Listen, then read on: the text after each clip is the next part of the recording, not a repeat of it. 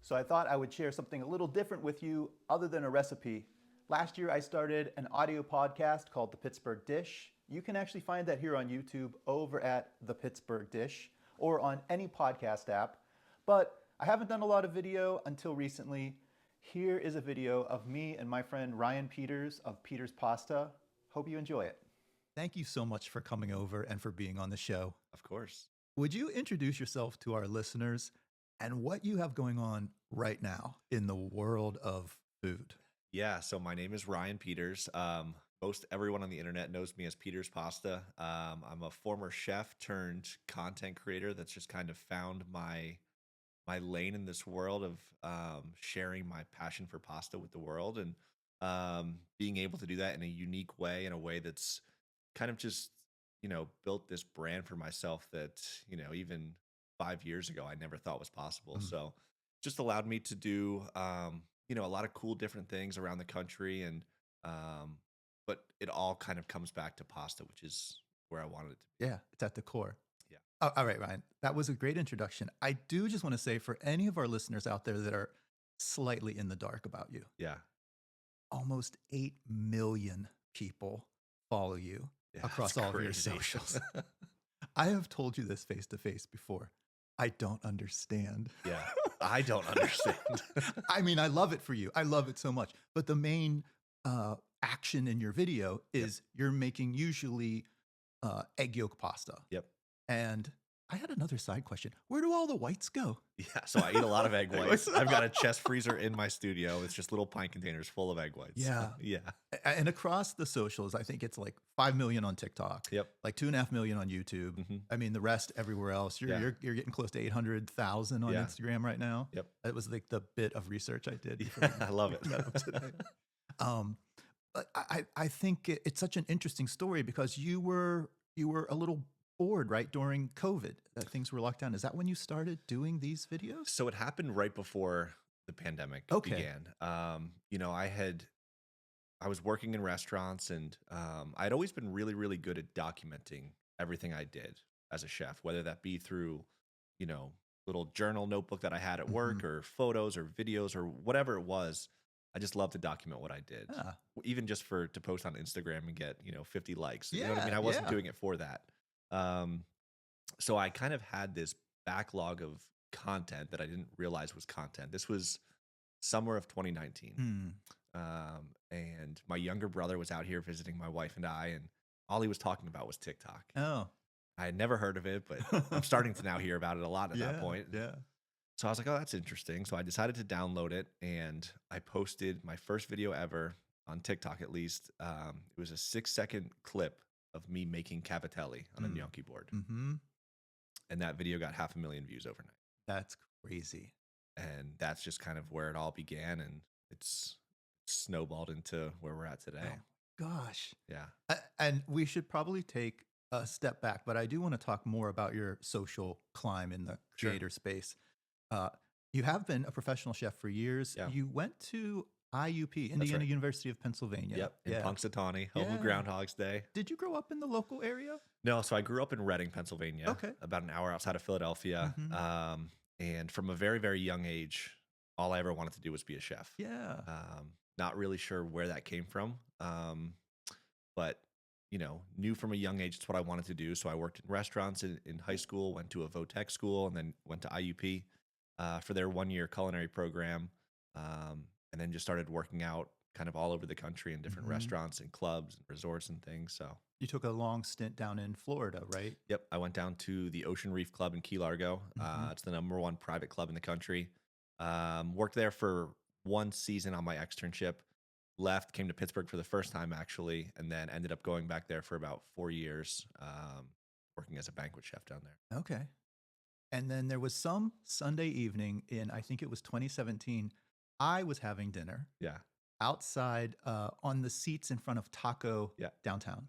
And this lovely blonde girl. Which, by the way, I'll tell you, I told my wife last night that I was coming over here today. I was like, I don't know if you're going to remember this guy. So I showed her you, and she's like, oh, I remember him. So yeah, go ahead. I'm sorry for cutting you off. No, that's good. Actually, if you tell this story. Yeah, so I was new to Instagram Yeah. also then, Mhm. and I almost feel like at that point in 2017, almost embarrassed taking pictures of my food before I eat it, but I Right. did. Yeah. And then I looked over and I saw this woman take a picture of her food, and it was your wife. Yeah. And we struck up a conversation, Yeah. and you two were about to open your first concept. Yep. Uh, Remind us the name. It was called Brunois inside of Smallman Galley. Yeah, one of Yeah. the first galley groups here, Yep. one of the first galley locations here in Pittsburgh, and I love that space. It was fantastic. The grittiness and the Yeah. whole decor. Papa J's is in there now, Yep. and you guys were open for a solid year, right? Yep. We did a 1 year. It was the 1 year term that they had for the class of chefs at that time. And yeah, it was a whirlwind for I sure. bet you two were always there. Your wife is in culinary as well. Yeah, so she has a pastry background. Okay. So she was yeah, she was my my right hand lady right Yes. there with me. And yeah, it was a full year of just hard work. You guys had a solid burger. I had that burger several times when you guys were Thank open. you. Yeah, we had some good hits there for sure. Yeah. It was a fun time. I think it's a great concept for folks to figure out, do I want to do this? How much scale do I want to actually have? And this Yep. is just like the first baby steps. Yeah, just kind of let you kind of try things out, test things, see if, your concept is what you wanted to do, see if owning a restaurant was what you wanted to do. Right. Just because at that point too, I remember coming from working in different restaurants and clubs, I was never, of course I was thinking about, money and budget when I was doing things, but versus then when it was my own money, I'm thinking about like, why are we going through 2 cases of paper towels this week versus one? You know what I mean? This Yes. is a very, very alarming thing. So definitely eye opening for sure. It's so sort of fundamental to get that business sense. I remember you didn't have tomato on the burger because that was sort of it's out of season, Yeah, costs a exactly. lot. Like, Yep. why are we going to put something on that's meh? And I Yes. like that decision. You actually told me that once. And, Yeah, my whole idea with that concept, not to go too deep into it, was just kind of take the fine dining approach that I had and kind of fuse that with the fast casual concept that the Galley Group was, and Mhm. there was pros and cons to that for sure. We were kind of a little too ambitious in some things, but little things like that, like the burger, like there was a lot of technique that went into that. But at the end of the day, it was a hamburger. It was good though. Yeah, It was really good.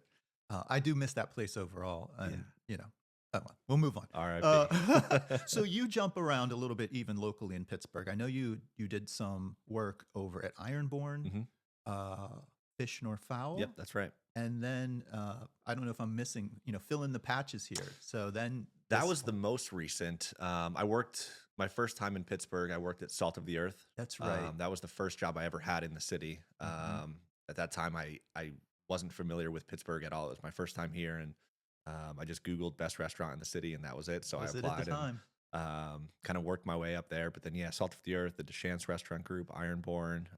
Yeah, it's been a good little run. Yeah. And now I'd love to ask you how you describe to friends and family what you do now for work, because I have a struggle. Yeah. I say I do food media. I don't really say content creation. What do you say? Either content creation, or I just make food videos for the internet. Yeah. It's really that simple. And it pays all the bills. It does, thankfully.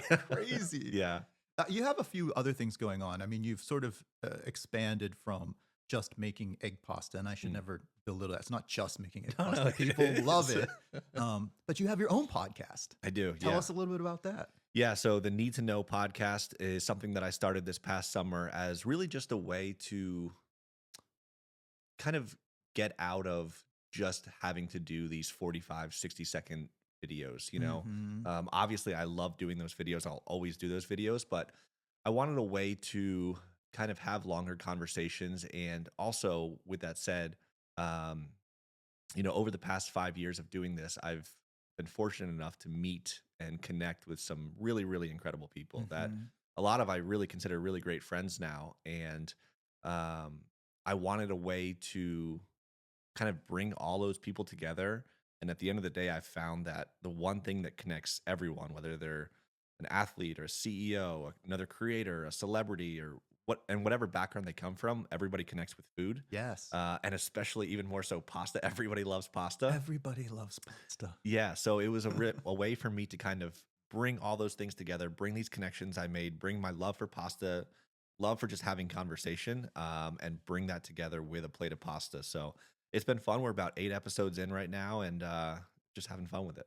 I have to say, as someone that's doing a podcast as well, you are a couple levels beyond what I would uh, take a bite out of. You are doing audio and video. It's mainly more video. Sure. And it's entertaining. Yeah. And if folks haven't caught any of the episodes, in most of the videos, you're cooking pasta.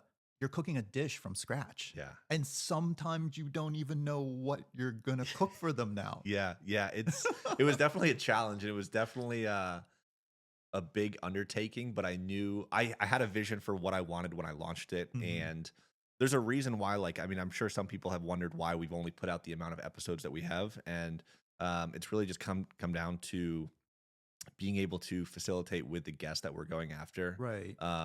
I've, had the standard that for the guests that I bring on the podcast, I want them to be one of the best, most influential people in their field. And that's a very, very like aggressive stance to take against getting guests. Yes. And so it's definitely been difficult. It hasn't been easy, but at the same time, like, we've really landed some incredible guests that I'm very grateful for. And I think that if we can keep on that path, it's really something special. Let's remind listeners some of the guests you've had on so far. Yeah. So we've had Larry Fitzgerald. We had him as the first interview that he had on the day that he got inducted into the Hall of Fame. We had Derek Shelton in the middle of the Pirates baseball season, the Pirates manager. Abby and Josh Herbert, Katie Feeney, she's a social media phenom. All those folks are local here as well. Pittsburgh State College, right? Yep, exactly. We just recently had Farmer Lee Jones, who we had chatted about, but in the culinary world specifically, he's just an icon. So, oh my gosh, he's one of my favorites so far, just secretly, because I need to go there. You do. I'm going to bring you out. Oh my gosh, I would love that. You would absolutely love it. It's a culinary wonderland. It's really incredible. I'm so happy for you in all of these things. I mean, I really have to say, since that chance encounter, to just see your growth and then this crazy success that the internet and social media can provide us. But I do want to sort of pivot to that you've done a lot of these wonderful creative things, but you've also done some stuff like giving back. So I especially noticed Outreached Arms. I've worked there too. Can you tell folks a little bit about that and how you got involved with them?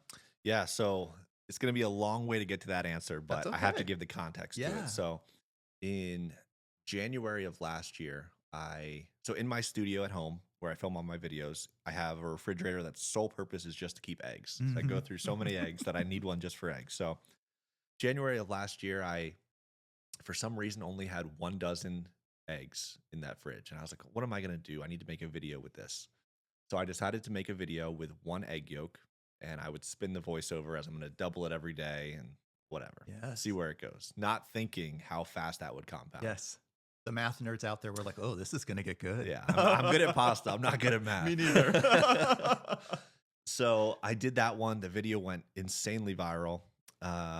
So I kept going. I did 1, I did 2, and whatever, so on and so forth. And when we got to 512 eggs, I realized at that point, if I wanted to do that one, I need to find a way to offload this pasta. Because at that point, up until then, I was just obviously eating it, my family, friends, neighbors, whatever. But especially coming from a culinary background, I do everything I can to limit food waste. There's going to be food waste in content creation. There is. But I think that we can do what we can to limit that. And so I couldn't, with a clear conscience, do 512 egg pasta without a way to use that pasta. So I reached out to a couple organizations here in Pittsburgh and got linked up with Outreached Arms. And I got on the phone with Rob, the director there, and I don't think he realized like what I was doing or anything. Obviously not. And I was just like, hey man, like I'm making a big batch of pasta. Like I hear you guys can feed homeless, you can feed those who need food. Like, can we link up on this? And so it worked out. They were able to take all that pasta from that batch, and then from there forward, we were just kind of able to link with them and facilitate getting all this food out. You've done it more than once now, or more than 1 events with them. Yeah, we did 512. That went to them. We did when we did the 1,000 egg batch. We ended up filming that at their location downtown. We did the 2,000 egg batch there, and then we also did 4,000 egg batch there. So, what? Yeah. Goodness. A lot of pasta. That is a lot of pasta.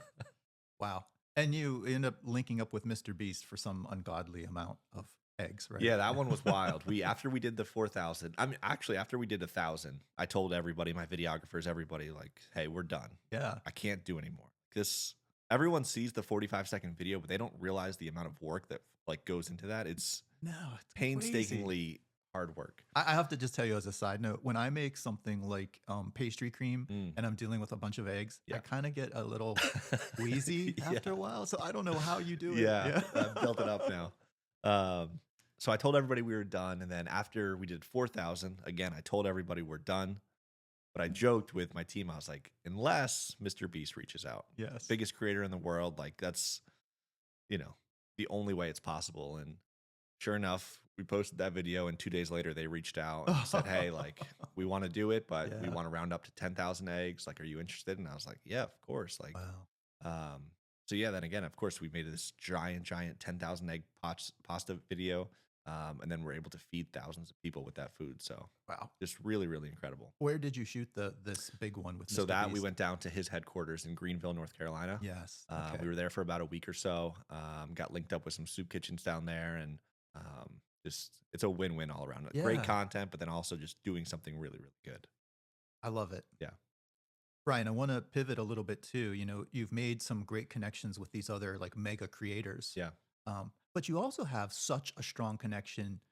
You hinted at it earlier. You also have a strong connection with the sports community. yeah. Has sports always been just like a big thing in your life? I love sports. I'm a Of sports course, you fanatic. are. And it's funny too because growing up outside of Philadelphia, I grew up Philadelphia sports fan. Yeah. Um, You and don't want to there's- say that too loud around Yeah, Pittsburgh. exactly. But once I started working in restaurants and things, I was working so much as a chef that I really wasn't even paying attention to sports anymore. So Mhm. I kind of got removed from that for nearly 10 years. And then as I then moved back to Pittsburgh and started to have some more time, I just kind of fell in love with the Pittsburgh sports culture. Um, and so when I launched my brand of Peter's Pasta, um, to kind of tie into sports, there was two things that I wanted people to always think of when they thought of my page was pasta, obviously, but then also Pittsburgh. Mhm. And then so to be able to tie in Pittsburgh sports teams, but then also now, you know, dozens of other, sports organizations around the country, was really, really fun for me just as a fan of the sport. Well, we should expand upon this. So somehow you were able to go to a lot of different stadiums Yeah. and stadiums and fields and make pasta like on the field or on the Yeah. sideline or somewhere. Like how does this get going? Yeah. So there's two parts to it, and I won't go too deep, and tell me to shut up whenever you No, I want. love it. I love it. So I kind of had this big success, this big blow up on social media during the pandemic when Mhm. we're all stuck at home. Right. And here I was thinking, man, I'm like the man right now, but I can't go to Hollywood or any of these cool things that I see every influencer doing and Mm. things. And so I was like, all right, well, how can I, the pasta guy, like do cool stuff? Yeah. 'Cause Where's your niche? Right? everybody kind of told me that like, oh, like forget about it. Like, unless you're doing stuff besides pasta, like you're not going to be successful. So I was like, all right, cool. So, as things started to open up from the pandemic and things were happening again, I reached out to, I think I already had a connection with the Steelers social media team. So I reached out to them and was like, hey, I have this crazy idea. Let me come to the field and make a batch of pasta in the stadium. And I wish I like still remembered word for word what they said, but they were definitely like, that's really weird. But they said yes. That's the And that's the only only thing I needed. that's the only thing you needed, right? So I went there and very, very poorly shot video, just not good at all. But I did it, and the video didn't even like perform that well. But I now had the first one done, and then I did it with the Pittsburgh Penguins as well.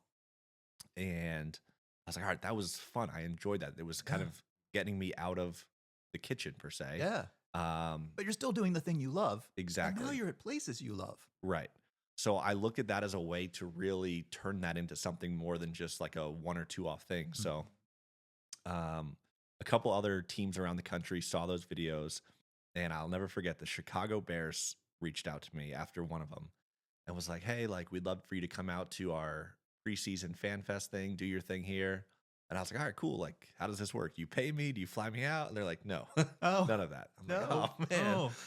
Okay. And I was like, for some reason, I had a gut feeling that I should go, that I Mhm. need to just pay my way out there.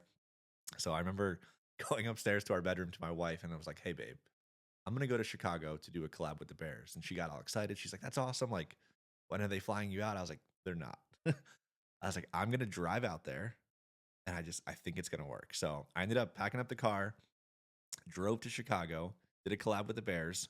While I was out there, like when I was going to rest stops and stuff, I was just DMing like other Chicago teams and stuff, trying to double down Yeah, on while this. you're there. Exactly. So while I was there, I did the Bears. I was able to get in contact with the Chicago White Sox baseball team, did a collab with them, did a collab with the Chicago Bulls. Then on the drive back, I stopped in Detroit, did a collab with the Detroit Tigers. So I was able to hit 4 teams in Yeah. a 2-day period. So smart. Yeah, and then that's when it really Mhm. blew up. And I think now we've been to probably 2 or 3 dozen different stadiums. I've done it, besides just sports too. We've done it on top of the Empire State Building, in the middle of a Walmart, golf courses, NASCAR tracks, cruise ships. Really, the whole idea behind that whole series is just making pasta where you shouldn't make pasta. Yeah. And it's allowed me, from a business perspective, to like blend what I do with anything at this Yeah. point. Like, You actually kind of triumphed what you heard earlier as a negative, like, oh, you're not going to make it if you don't do, if Exactly. you keep doing your same thing or do something else. yep. And I think you also hinted at a couple of of things that are kind of strange in the creator space. Like, yes, we can get monetized on some of the social media platforms, but then you start getting offered things. Yeah. But do they pay and don't they pay? And then how do you develop your own self worth Right. and advocate for yourself and to say no to someone? In the early stages, it's super hard, Yeah. right? Yeah. It's very, very hard. But I But think you're, it's just kind of believing in what you're doing and knowing your worth. yeah, Um, and I think too, I just want to make a note on like when people would tell me that, and still people to this day tell people like, hey, you shouldn't like niche down too hard or whatever. I think I disagree with that, because I think that you just have to be smarter and have a better strategy for what you do. mhm. Um, because I think most people on paper would look at a pasta creator collaborating with the NFL or with a cruise line or whatever. It just doesn't make sense. But I think that if you can, present it in a way that is different and unique and just resonates with the audience, then I mean, proof is in the concept, and if it works, it works. I have to say, as a marketing thought, because it doesn't make sense is why it makes sense to me. Like, Correct. it's just crazy. Like, Yeah. why is this guy here? Yeah. And then honestly, once I started doing a couple of them, the audience was just so enamored with where is he going to be next? And Right. they became involved with it. And it just Mhm. became this really, really organic thing that was just a lot of fun. I love it. All right. All right. I want to pivot a little bit more. And, you're making your way now into this great creator space, all of these followers, and coming back to sort of the soul of it all. I want to talk a little bit about your love of pasta. Yeah. Okay. You mentioned, you grew up in Reading. Mhm. What was food life like growing up? I mean, did you cook from an early age, or were people cooking for you? Like, when Yeah. did that start before the culinary experience? So I grew up single mother. She cooked a ton. That was like very important for her. Was just kind of always making sure that we had a home cooked meal nearly every single night. And I give her Oh, credit. I mean, she was working a ton, and that's uh, mad credit. yeah, it's not great. I mean, I have trouble sometime, and making food for my wife and my son, and so yeah, I give her a ton of credit that. And it's not like she was making these fine dining crazy things. She was making home cooked meals, but they were Yeah. fantastic. Um, and so I would always, bobble around the kitchen, helping her and things like that. And then as I got older, maybe 7, 8, 9, I'd start, playing restaurant and cooking, something for her, whatever it may be. Um, but yeah, I mean, food for me as a kid growing up, it was just very, very simple. There wasn't anything special to it. I Mhm. mean, it was special, Yeah. But not elaborate yet. correct. Nothing Yeah. crazy. Yeah. It took quite a few years for it to really develop. Do you remember do you remember your first memories of pasta? Like, did your mom make spaghetti at home? Like, where did Mm. this come from? I love you, mom, but I don't remember you making fresh pasta. Oh, my family never did. I can remember, like, at age, I think it was 8 or 9, I knew how to boil the box of pasta Mm. and heat up the sauce in what we would call, like, doctor it up, Yep. which was meaning to add sugar Yep. and garlic Some salt. Italian seasoning or Yeah, something. yeah, Yeah. yeah. Yeah. I mean, I don't think so. I don't remember having a moment where I had that pasta moment. Yeah. Um, So is this adulthood? Is this yeah. like something from the culinary experience? Where I you're think like, it would be adulthood. I'm going to learn this and I'm going to champion this. And Yeah, well, so that story comes I want to say, I don't remember what year it was. It was probably 2017, 2018, maybe probably 2018. Um, and at that point, I had made pasta countless times in restaurants and stuff, but never really thought much of it. I knew how to do it. I was good at it, but it was just another task of the day. right. But at one point in 2018, I was at home with my wife and I made a batch of pasta for dinner, made some sauce. And for whatever reason, that pasta turned out great. It was delicious. We both enjoyed it. And so I woke up the next day and I made another pound of pasta. I went to work, came home, rolled it out, made it into a shape. I was like, oh, that's good. So I went 64 days in a row of making a pound of pasta every day, Every day at home. every single day. Wow. And that was the switch of my career where, I think a lot of young chefs and cooks struggle with finding where they want to place themselves in this world, Right. which is hard. There's so many different lanes that you can go in. And I had found like that was that light bulb moment for me, was like, I'm going to be a pasta chef. This is my place in the food This world. is it. Yeah. Like, I had found my like real, like obviously passion, like my passion was food and cooking, but this was like really, really it. yeah. So I took those 64 days, got obsessed with it.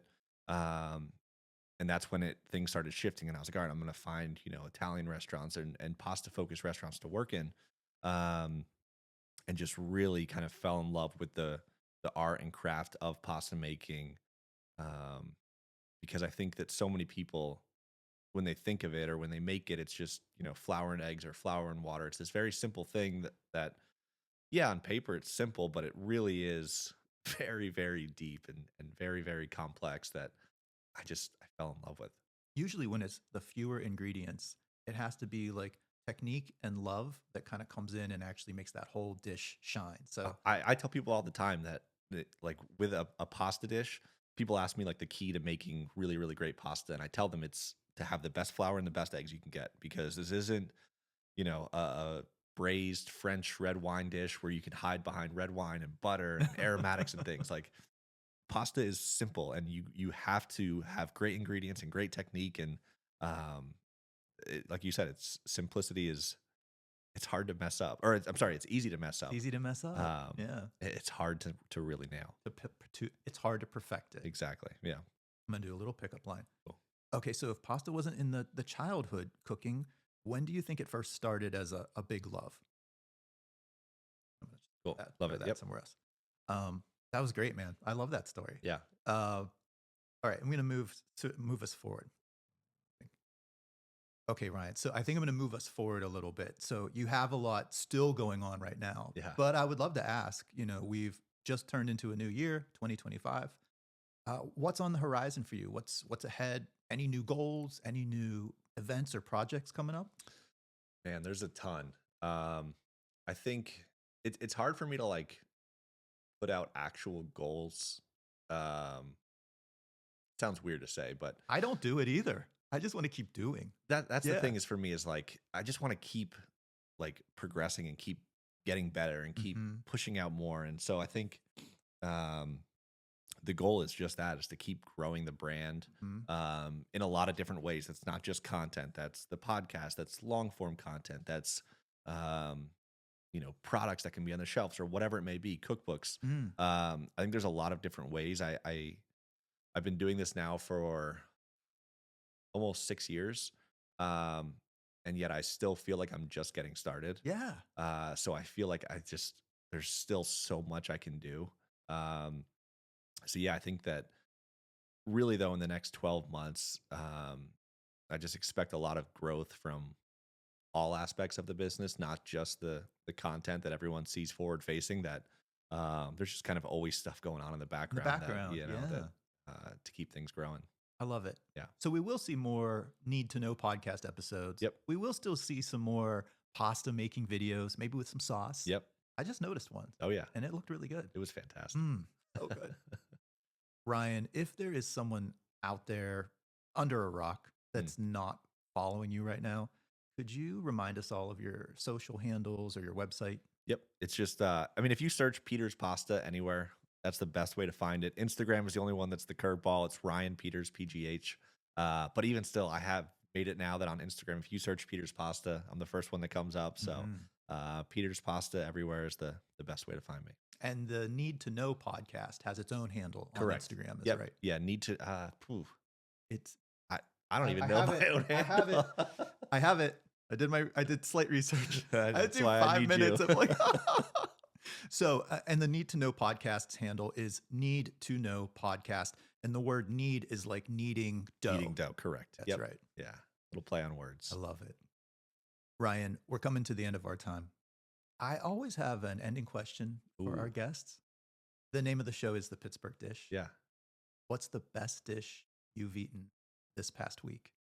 Ooh. You're probably gonna have to edit around this a little bit because I got to think. It happens every time. Yeah. Big pause. And I honestly, I've listened to enough of your episodes that I was prepared for, but I also wasn't at the same time. Like I usually try to like get myself ready for podcasts with like questions that I know that they always ask. And I forgot this time. You can go a little further back, I'm just trying to think.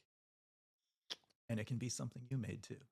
Well, we don't eat out that much is the problem Yeah. anymore. Ever since we had a kid, we just don't. It's okay. Home food counts. Okay. Okay, I've got one. All right. So it's hard for me to say the best thing I've eaten is, well, it's not hard for me to say that, but ever since our son was born, we just don't eat out anymore. When we went before our son, we used to eat out nearly every single night. We would Sure. just have a rotation of restaurants that were our go-to. So if it was a couple years ago, I'd pick one of those, but that's not the case. So I would say the best thing in the past week is, and this will be a little promo teaser for a video that good. might even be out by the time this comes out, but I just made an incredible, I have a really nice pizza oven at home, and we made a video on a Detroit style pizza that I made, and it was topped with pepperoni, burrata, hot honey, and pesto. Oh, And it was fantastic. it sounds amazing. It was so good. It was really, really good. I just like, I don't always nail everything I make, but I nailed this one. And it was really good. I love Detroit pizza because I love the crust So crispy on the edges. edges. Yeah. And hot honey might be my new favorite thing on pizza. It's so good. Wow. Yeah. Ryan Peters, thank you so much for being on the Pittsburgh Dish. Of course. Thank you for having me.